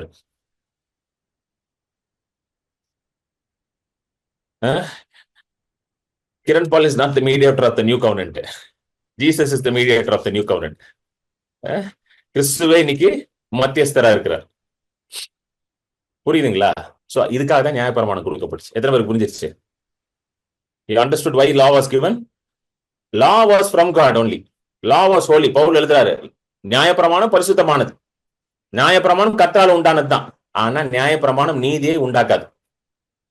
நியாயப்பிரமாணம் பரிசுத்தத்தை கொண்டு வராது. ஒரு காலத்துக்கு நியாயப்பிரமாணம் கொடுக்கப்பட்டுச்சு. எதுக்கு? கிறிஸ்து வரும் அளவும். Till the seed, the promised seed should come. வாக்குத்தத்தம் பண்ணப்பட்ட ஒரு அந்த சந்ததி வரும் அளவும். புரிஞ்சிருச்சுங்களா? யூ அண்டர்ஸ்டாண்ட் வை த லா? இப்போ எபிரேயர் 8க்கு வந்துருங்க. எபிரேயர் 8:7 அதை முடிச்சிருவோம். சோ இப்ப தெளிவா எழுதுறாரு எபிரேயர் ஆசிரியர், தெளிவா எழுதுறாரு. எபிரேயர் புஸ்தகம் வந்து ஏன் ரொம்ப முக்கியமான புஸ்தகம் அப்படின்னா, ஹீப்ரூஸ் அந்த நேம்ல இருக்கு, ஹீப்ரூஸ். எபிரேயர் புஸ்தகம் யாருக்கு எழுதப்பட்டுச்சுன்னா, யூத மார்க்கத்திலிருந்து கிறிஸ்துவை ஏற்றுக்கொண்டு ரட்சிக்கப்பட்டவர்கள். புரியுதுங்களா? The Jews who started following Christ, அவங்களுக்கு எழுதப்பட்டதா என்னது? Book of Hebrews. அது நீங்க அதை தான் நான் போன வாரம் சொன்னேன் பாத்தீங்களா, போன மீட்டிங்ல. You need to understand to whom is the books written. பைபிள்ல இருக்கிற எல்லாமே உங்களுக்கு டைரக்டா எழுதப்படல. The entire Bible is not written directly to you. You need to understand. But the Bible is written for you. It is not written to you, but it is written for you. So எல்லாரும் to you நினைச்சுதான் லிட்டரலா எடுத்துக்கிட்டு இருக்கோம். அதான் அந்த முக்காடு பிரச்சனை எல்லாம் வந்துருச்சு. to you, எனக்கு எழுதியிருக்காரு போல, நான் தான் முக்காடு போடணும் போல. கிடையாது. You understand? புரியுதுங்களா உங்களுக்கு சொல்றது? புரிஞ்சிருச்சா? சோ இப்ப ஹீப்ரூஸ் புக் வந்து யாருக்கு எழுதப்பட்டுச்சு? ஏர்லி ஃபர்ஸ்ட் செஞ்சுரியில யூத மார்க்கத்துல இருந்து கிறிஸ்துக்குள்ள வந்தவர்கள், அதாவது ரட்சிக்கப்பட்டு வந்தவர்கள், people who accepted Christ from the Jewish இது. சோ அவர்களை வந்து யூதர்கள் வந்து என்ன பண்ணாங்க? துன்புறுத்தினாங்க. மத்த யூதர்களே துன்புறுத்தினாங்க. பவுல துன்புறுத்தினாங்களா இல்லையாங்க? பவுல் வந்து யூதர் தானே, பவுல் வந்து பரிசேயர் தானே, கமாலியல் கீழ வந்து படிச்சவர் தானே. ஆனாலும் பவுல போட்டு ஒரு வழி ஆக்குனானுங்களா இந்த யூதர்கள் எல்லாம் சேர்ந்து? ரோமர்கள் பண்ணானுங்களோ இல்லையோ, யூதர்கள் நல்லாவே பண்ணானுங்க பவுல வச்சு. அவங்களுக்கு வந்து எழுதப்பட்ட புஸ்தகம். அதனாலதான் எபிரேயர் புக் ஆஃப் ஹீப்ரூஸ் வந்து beautiful book. It compares the old covenant and the new covenant. Compare பண்ணிக்கிட்டே வருவார் ஃபர்ஸ்ட் சாப்டர்ல இருந்து. எப்படி ஜீசஸ் தான் வந்து இஸ் த பெட்டர் இது அப்படின்னு சொல்லி கம்பேர் பண்ணிட்டே வருவாரு. புரியுதுங்களா? சோ அதுல எழுதுறாரு, ஹீப்ரூஸ் 8ல எழுதுறாரு, ஓல்டு கவர்னன்ட் இஸ் நவ் அப்சல்யூட்னு எழுதுறாரு. வாங்க ஹீப்ரூஸ் 8:7 படிங்க சிஸ்டர் திரும்ப. அந்த முதலாம் உடன்படிக்கை பிழை இல்லாதிருந்ததானால் இரண்டாம் உடன்படிக்கைக்கு இடம் தேட வேண்டுவதில்லையே. புரியுதுங்களா? சொல்லிட்டு இப்ப பாருங்க 13வது வசனம் படிங்க. அதுல புது உடன்படிக்கை என்று அவர் சொல்லுகிறதுனாலே முந்தினதை பழமையாக்கினார், பழமையானதும் நாள் பட்டதுமா இருக்கிறது, உருவழிந்து போக காலம் சமீபித்திருக்கிறது. உருவழிந்து போக இங்கிலீஷ்ல வந்து அழகா வருது. The first he has made obsolete. He has made the first obsolete. Obsolete என்னது? No longer in force, no longer in effect. பழைய உடன்படிக்கை இன்னைக்கு அது இதுல கிடையாது. It has no power. புரியுதுங்களா உங்களுக்கு? அப்சலீட்ன்ற வார்த்தை போட்டுக்கீங்க, அவுட், அவ்வளவுதான். இனிமேல் அது அதை கொண்டே வர முடியாது உள்ள. புரியுதுங்களா இல்லையாங்க? You understand? அதுதான், அது நியாயப்பிரமாணத்தை கம்ப்ளீட்டா வைப் அவுட் பண்ணிட்டார் ஆண்டவர். நியாயப்பிரமாணன்ற ஒரு பிரமாணமே கிடையாது இப்போ. மோசையின் பிரமாணமே கிடையாது இப்போ. நீங்க நியாயப்பிரமாணத்துக்குள்ள வாழ்றீங்கன்னா நீங்க எப்படி தெரியுமா வாழணும்? நான் சொல்றேன் பாருங்க எப்படி வாழணும்ட்டு. வருஷம் இப்ப என்ன பண்ணணும்? பலிலாம் கொடுக்கணும். கொடுப்பீங்களா? ஆடு மாடுலாம் கொண்டு போய் பலி கொடுப்பீங்களா? எங்க போகணும் நீங்க பலி கொடுக்கறதுக்கு? உங்க வீட்டுல இருந்து கொடுத்தாலும் ஆண்டவர் ஏத்துக்க மாட்டார். எங்க போய் பலி கொடுக்கணும்? வருஷம் இஸ்ரேலுக்கு போகணும். போறீங்களா இஸ்ரேலுக்கு வருஷம்? இங்க பிளைட்டை போட்டு போய் ஒரு பழுதற்ற ஆட்டுக்குட்டியோ பழுதற்ற மாடோ இளங்கா இதோ பிடிச்சி பலி கொடுப்பீங்களா? அதெல்லாம் பண்ணாதான் நீங்க நியாயப்பிரமாணத்துக்குள்ள இருக்கிறீங்கன்னு அர்த்தம். அதெல்லாம் நம்மளால பண்றது, அதெல்லாம் விட்டாச்சு. அதான் நம்ம ஆளுங்களுக்கு எப்படின்னா, எது ஈஸியா இருக்கோ அதை பிடிச்சிக்க வேண்டியதுதான். என்னங்க, எது ஈஸியா இருக்கோ அதை பிடிச்சிக்கிறது. எதை வச்சு பண்ணலாம்? சரி, ஓகே, இந்த அம்மாவை முக்காடுன்னு போடு, ஓகே, அந்த அம்மாவுக்கு பூவை போடு, அவனுக்கு சட்டையை போடு. கிரண் பாலுக்கு என்ன பண்ணலாம்? கிரண் பால் தாடி வச்சிருக்கான். கிரண் பால் இந்த தாடியை எடுங்க. எனக்கு ஒருத்தர் கமெண்ட் போட்டார் யூடியூப் வீடியோல, பிரதர் உங்க செய்தி நல்லா இருக்கு பிரதர், ஆனா இந்த தாடியை நீங்க எடுத்தா இன்னும் பரிசுத்தமா இருப்பீங்கன்ட்டு. இதே உங்க செய்தி நல்லா இருக்கு, ஆனா அந்த தாடியை எடுத்தீங்கன்னா இன்னும் நீங்க வந்து மகிமையா இருப்பாங்க. அவர் கடைசி வரைக்கும் செய்தியை கேட்டாரான்னு தெரியல, தாடியை நல்லா கவனிச்சிருக்காரு. அதுக்காகவே நான் முடிவு பண்ண இந்த தாடியை எடுக்கக்கூடாதுன்ட்டு. இது இன்னைக்கு நேத்து வளர்த்த தாடி இல்லைங்க, 15-16 வருஷமா வச்ச தாடி. அவ்வளவு ஈஸியா எடுக்க முடியாது. சாம்சன் முடிய கூட கட் பண்ணிடலாம், கிரண் பால் தாடியா எவனும் எடுக்க முடியாது. ஆமென். புரிஞ்சுக்கோங்க. சோ கவனிங்க, இந்த தாடி வச்சிட்டு, இந்த தாடியோட தான் கிரண் பால் பிசாஸ் ஓட்டிக்கிட்டு இருக்கான். இந்த தாடியோட தான் கிரண் பால் என்ன பண்ணிட்டு இருக்கான், போய் எல்லாருக்கும் ஊழியம் பண்ணி சுகத்தை கொடுத்துக்கிட்டு இருக்கான். சோ இந்த தாடியில ஒன்றும் பிரச்சனை கிடையாது, கண்டுபிடிச்சிட்டேன். தாடியிலயோ முடியிலயோ பிரச்சனை இல்லைன்னு கண்டுபிடிச்சிட்டானா. புரியுதுங்களா? சாம்சனுக்கு வந்து முடி இருந்தாதான் அப்படின்ட்டாரு ஆண்டவர். இன்னைக்கு நீ தாடி வச்சுக்கோ வச்சுக்காது, அது உன் பிரச்சனை. வேணா வச்சுக்கோங்க, வேணான்னா வச்சுக்காதீங்க. ஆனா மக்களுக்கு என்ன தோணுது, தாடி இருக்கக்கூடாது, கிளீன் ஷேவ்ல இருக்கணும், அப்படி இருக்கணும். சொல்லுங்க, அதெல்லாம் நியாயப்பிரமாணம், அதெல்லாம் நியாயப்பிரமாணம். புரியுதுங்களா இல்லையாங்க? You understand or not? Hallelujah. So இப்போ புதிய உடன்படிக்கை தான் என்னது இருக்கு, நிலவையில இருக்கு. சரி வாங்க ரோமருக்கு திரும்ப வந்துருங்க. I'll try to cover as much as possible. ஏன்னா நிறைய காரியங்கள் பேச வேண்டியது இருக்கு. ஸோ நம்ம வந்து தொடர்ந்து பார்ப்போம். பட் இன்னைக்கு எந்த அளவுக்கு முடியுமோ முடிப்போம். திரும்ப வாங்க ரோமர் 8க்கு. ரோமர் 8ல 4க்கு வாங்க. 4. மாம்சத்தின்படி நடவாமல் ஆவியின்படி நடக்கிற நம்மிடத்தில் நியாயப்பிரமாணத்தின் நீதி நிறைவேறும்படிக்கே அப்படி செய்தார். மாம்சத்தின்படி நடவாமல் ஆவியின்படி நடக்கிற நம்மிடத்தில் நியாயப்பிரமாணத்தின் நீதி நிறைவேறும்படி. That the righteous requirement of the law might be fulfilled in us. What is the righteous requirement of the law?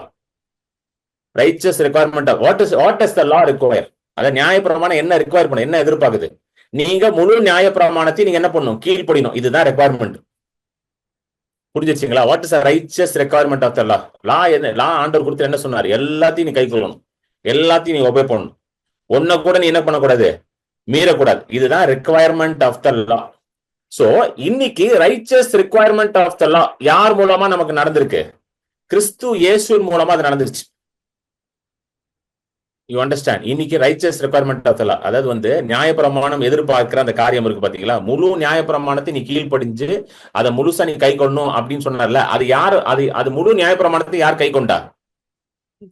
இயேசு கிறிஸ்து கை கொண்டார். He is the righteous requirement of the law. ஏன்னா முழு நியாயப்பிரமாணத்தையும் கை கொள்ளும் பொழுது என்ன நடக்குன்னா உங்களுக்கு நீதி உண்டாகுது. You become riches. முழு நியாயப்பிரமாணத்தையும் கை கொள்ளும் பொழுது உங்களுக்கு என்ன உண்டாகுது? உங்களுக்கு பரிசுத்தம் உண்டாகுது. You become sanctified. Justification and sanctification. நியாயப்பிரமாணத்தை கை கொள்றவனுக்கு என்ன கிடைக்குது? நீதி கிடைக்குது. அதான் ஜஸ்டிபிகேஷன், நீதிமான் ஆக்கப்படுகிறான். அடுத்தது பரிசுத்தமாக்கப்படுகிறான், சாங்டிபிகேஷன். இது ரெண்டும் வந்து நியாயப்பிரமாணத்தை முழுசா கை கொள்றவனுக்கு தான் கிடைக்குதான். சோ முழுசா யாராலையும் கை கொள்ள முடியுமா? அது உங்களுக்கே தெரியும், யாராலையும் முடியாது. சோ அதை யாரு முழுசா வந்து கை கொண்டா? யாருங்க பண்ணா? இயேசு கிறிஸ்து பண்ணார். சோ இன்னைக்கு நாம இயேசுனுடைய நீதியினால நீதிமான் ஆக்கப்பட்டிருக்கிறோம். ஹல்லேலூயா. இயேசு கிறிஸ்து நியாயப்பிரமாணத்தை கீழ்ப்படிந்ததுனால நம்ம என்ன ஆக்கப்பட்டிருக்கோங்க?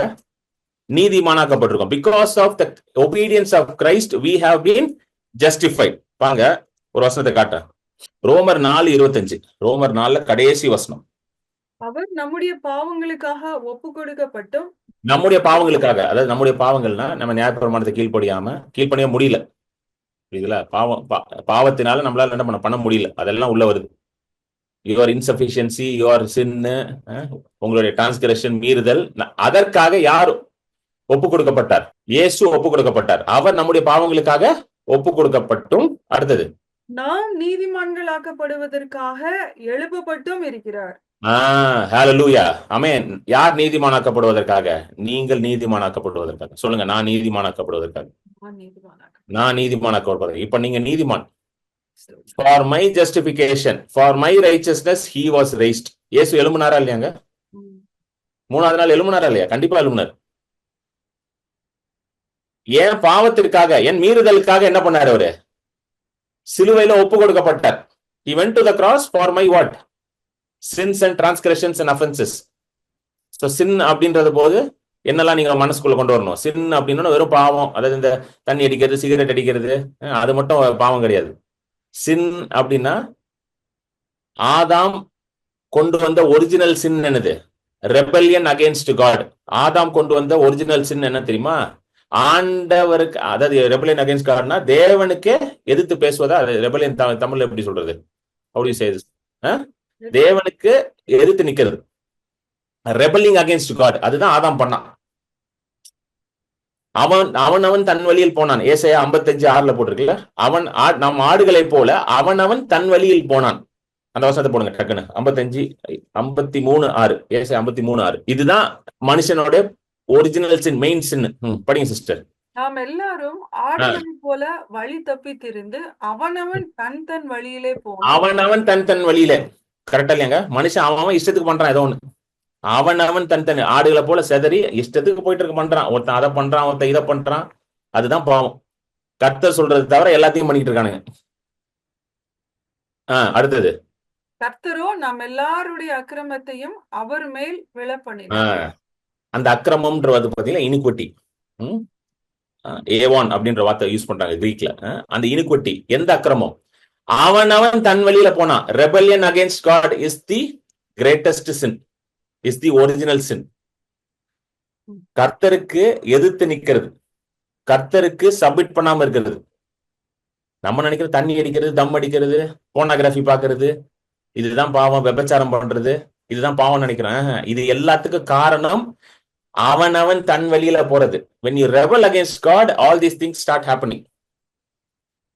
when you are not with God and you go away from God, தேவனை விட்டு விலகி, தேவன் உங்களை விட்டு விலகி போறது இல்ல. நீங்க தேவனை விட்டு விலகி, நான் என் வாழ்க்கையை பாத்துக்கிறேன்யா, எனக்கு தெரியும்யா, நான் பாத்துக்கிறேன்யா, I know how to handle my life, my rules, I know அப்படின்னு நீங்க போகும்பொழுது மற்றதெல்லாம் ஆட்டோமேட்டிக்கா நடக்க ஆரம்பிக்குது.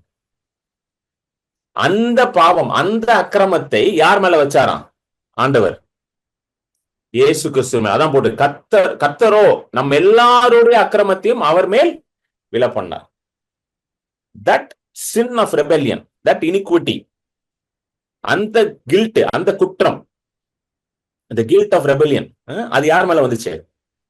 இயேசுவின் மேல வந்துச்சு சிலுவையில். சோ நம்மளுடைய பாவங்களுக்காக, அக்கிரமங்களுக்காக, மீறுதலுக்காக அவர் என்ன பண்ணார்? திரும்ப வாங்க, ரோமர் 4 கடைசி வசனம் வந்துருங்க திரும்ப. ரோமர் 4:25. அவர் ஒப்புக்கொடுக்கப்பட்டார். அடுத்தது படிங்க சிஸ்டர். நீதிமான்களாக்கப்படுவதற்காக எழுப்பப்பட்டும் இருக்கிறார். சொல்லுங்க, இப்ப நான் நீதிமான் ஆயிட்டேன். இயேசு எழுப்பப்பட்டாருன்னா நீங்க நீதிமான் ஆயிட்டீங்கன்னு அர்த்தம். எத்தனை பேர் நம்புறீங்க இயேசு எழுப்பப்பட்டார்? இயேசு எழுப்பப்பட்டார்னா கை தூக்குங்க எல்லாரும். இல்ல பிரதர், இன்னும் கல்லறையில தான் தூங்கிட்டு இருக்காரு பிரதர் அப்படின்னா நீங்க நீதிமான் இல்லை. அவ்வளவு, very simple. Bible is so simple and profound and deep. Hallelujah, amen. இயேசு எழுப்பப்பட்டாரா? ஈஸ்டர் கொண்டாடுறீங்களா எல்லாரும்? என்னங்க வரப்போகுது அடுத்த மாசமா? எப்போ? ஏப்ரல்ல வருதா? உயிர் தெழுந்தாரே, அல்லேலூயா, ஜெய் தெழுந்தாரே, உயிருடன் இயேசு அப்படின்னு பாடுவீங்களா ஈஸ்டர் அன்னைக்கு? அப்ப என்ன ஆயிட்டீங்க? நீங்க நீதிமான் ஆக்கப்பட்டீங்கன்னு அர்த்தம். அந்த பாட்டை பாடுறீங்களா? அப்ப நீங்க நீதிமான் ஆயிட்டீங்க. ஹல்லேலூயா, புரியுதுங்களா? You understand? You all mat riches. அதுதான் இங்க பவுல் எழுதுறாரு ரோமர் 8. அதுதான் இங்க சொல்லிட்டு இருக்காரு Pavul. Therefore now there is no condemnation to those who are in Christ Jesus. So இப்ப நீங்க நீதிமான் ஆயிட்டீங்க. இப்போ உங்களை ஆக்கினை தீர்ப்புக்குள்ள திரும்ப யாருமே உள்ள கொண்டு போக முடியாது. ஏன்னா ஆக்கினை தீர்ப்புக்குள்ள கொண்டு போறது நியாயப்பிரமாணம் மட்டும்தான். only the law brings condemnation. நியாயப்பிரமாணத்துக்குள்ள இருந்தாதான் நீங்க ஆக்கினை தீர்ப்புக்குள்ள போவீங்க திரும்ப. இப்போ நீங்க நன்மை தீமை அறிகிற கனியில நீங்க பார்ட்டேக்கர்ஸ் இல்ல. இப்போ நல்லா கவனிங்க, நன்மை தீமை அறிகிற அறிவை உடைய கனி அது நியாயப்பிரமாணம். அதுல நீங்க என்ன இல்ல பங்குள்ளவர்கள் கிடையாது. இப்ப நீங்க எந்த கனியில பங்கெடுத்துட்டீங்க? கரெக்டா சொல்லுங்க. இப்போ ஜீவ விருட்சம். ஹல்லேலூயா. Now you have been partakers of the tree of life. இயேசு கிறிஸ்து தாங்க அந்த ஜீவ விருட்சம். அந்த ஜீவ விருட்சத்துல நீங்க பங்குள்ளவர்கள் ஆயிட்டீங்க. புரியுதுங்களா இல்லையாங்க? Now you have Christ living inside of you. You are now partakers of the life of Christ. You have now eaten the fruit from the tree of life. இப்ப அவரோட ஜீவன் உங்களுக்குள்ள வேலை பண்ணிட்டு இருக்கு. You have been led by the life of God. For those who are led by the Spirit of God, for they are the sons of God. John chapter 1. எவர்களெல்லாம் ஆவியினால நடத்தப்படுகிறார்களோ அவர்களெல்லாம் தேவனுடைய குமாரர்கள். நீங்க தேவனுடைய குமாரரா? நிச்சயமாக நீங்க தேவனுடைய குமாரன் தான். Are you a son of God? Definitely, because you are now partakers of the life of God and Jesus Christ. அவர் மேல நீங்க அவரை நீங்க பங்கேற்றதுனால, since you have partaken of his life, the Holy Spirit is now living inside of you. பரிசுத்த ஆவியானவர் உங்களுக்குள்ள இருக்கிறாரு. பரிசுத்த ஆவியானவர் உங்களை வழி நடத்தி கொண்டு இருக்கிறார். ஹalleluya. எத்தனை பேருக்கு புரிஞ்சிச்சு? சொல்லுங்க, I am a son of God. நான் தேவனுடைய பிள்ளை. I am a son of God. You are not a child of God. You are a son of God. Difference, சைல்டுக்கும் சன்னுக்கும் டிஃபரன்ஸ் இருக்கு. இஸ்ரேல் நியாயப்பிரமாணத்துல சைல்டு, புரியுதுங்களா? இஸ்ரேல இயேசு கிறிஸ்து வரதுக்கு முன்பதாக இஸ்ரேல்ல நீங்க போய் ஓல்ட் டெஸ்ட்மென்ட்ல படிங்களா, சைல்டுன்னு தான் போட்டிருக்கோம். கவனிச்சிருக்கீங்களா? சில்ட்ரன் சைல்டுன்னு என்னது? நம்ம தான் கரெக்டா அதை கையை பிடிச்சி கூட்டு போனோம். விட்டீங்கன்னா எங்க தொலைஞ்சிரும் எங்கேயாவது. அப்புறம் சோ நியாயப்பிரமாணம் என்ன பண்ணுச்சு? கையை பிடிச்சி கூட்டு போயிட்டு இருந்துச்சு இஸ்ரேல்ல. இல்லைன்னா எங்கேயா ஓடிடுவானுங்க, அவனுக்கு சும்மாவே ஓடிடுவானுங்க. எங்கேயாவது சான்ஸ் கிடைச்சா போய் கானானியரோட சேர்ந்துப்பானுங்க, அமோரியரோட சேர்ந்துப்பானுங்க, எபூசியரோட சேர்ந்துப்பானுங்க. நியாயப்பிரமாணம் இருந்தனாலதான் கொஞ்சமாச்சு ஓடிச்சு வண்டி அவங்களுக்கு. அப்பப்ப எங்க காணாம போயிடுவானுங்க. ஆண்டவர் தெளிவா சொல்லுவார், எப்பா கானானியரோட எல்லாம் போய் பழகாதப்பா, அங்கெல்லாம் போய் பொண்ணு எடுக்காதப்பா அப்படின்னா போய் அங்கதான் கரெக்டா போய் அங்கதான் போய் பொண்ணு எடுத்து கல்யாணம் பண்ணிட்டு இருப்பானுங்க. சரியான ஆளுங்க இஸ்ரேல் மக்கள். எதை செய்யக்கூடாதோ அதை கரெக்டா செய்வானுங்க. அதான் அவங்கள சில்ட்ரன் போட்டிருக்கு. நீங்க போய் ஓல்ட் டெஸ்ட்மென்ட்ல படிங்க, இஸ்ரேல்ல எங்கேயுமே சன்னே போட்டிருக்காரு.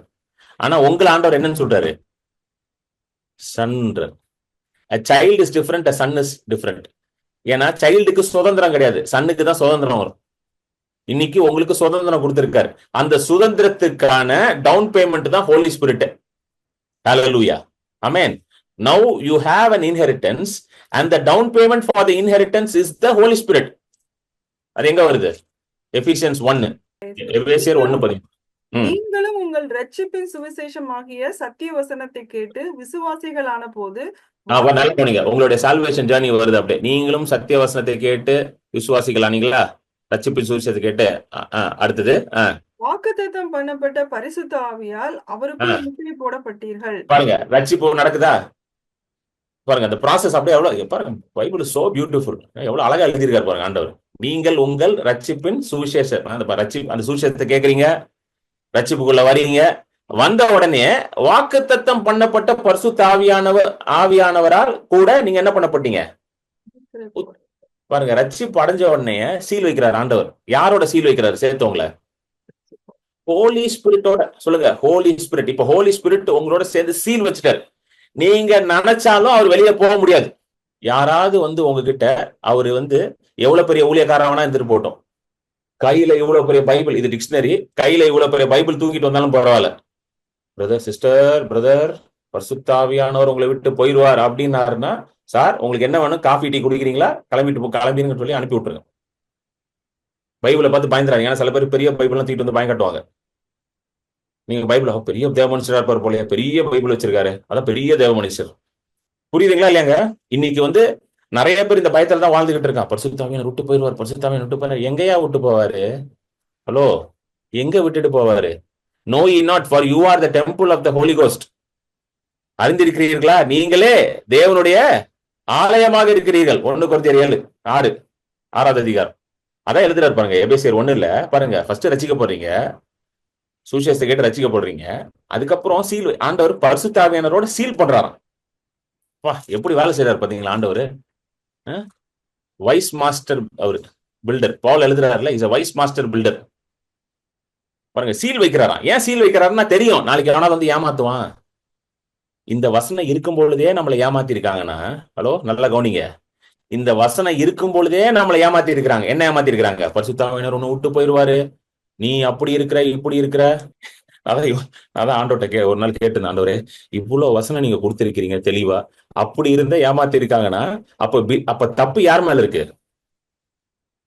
நம்ம மேலதான் இருக்கு. நம்ம ஒழுங்கா உட்காந்து பைபிளை படிக்கல. என்னங்க, நம்ம ஒழுங்கா பைபிள் படிக்கல. சும்மா பைபிளை வச்சுக்க வேண்டியது, சர்ச்சுக்கு போகும்போது பைபிளை தூக்கிட்டு போக வேண்டியது கையில, அவ்வளவுதான். அப்புறம் வீட்டுல படுக்கும் போது தலைமாட்டுல பைபிளை வச்சுக்க வேண்டியது. எனக்கு எல்லாம் சொல்லி கொடுத்தாங்க, தலைமாட்டுல பைபிள் வச்சுக்கிட்டோம்னா பேய் பிசாசு அண்டாதுன்னு.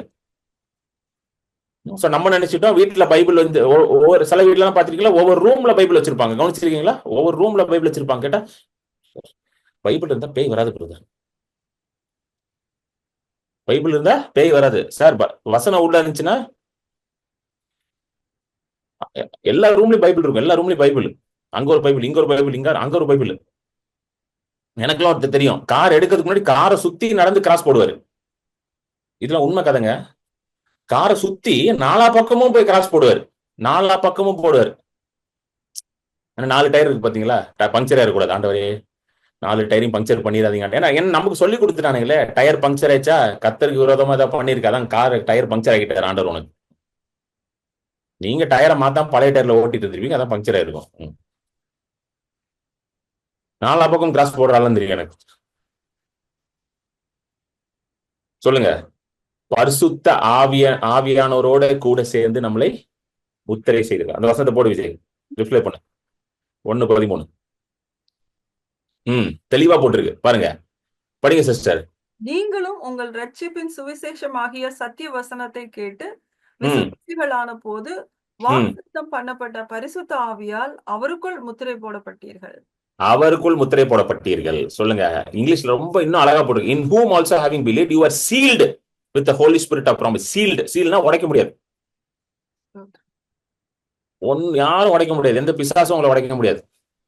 வந்து அவங்களை பிரிச்சு கொண்டு போக முடியாது. ஆமென். அடுத்த வசனம், இதுதான் ரொம்ப முக்கியம். 14th 14வது வசனம்.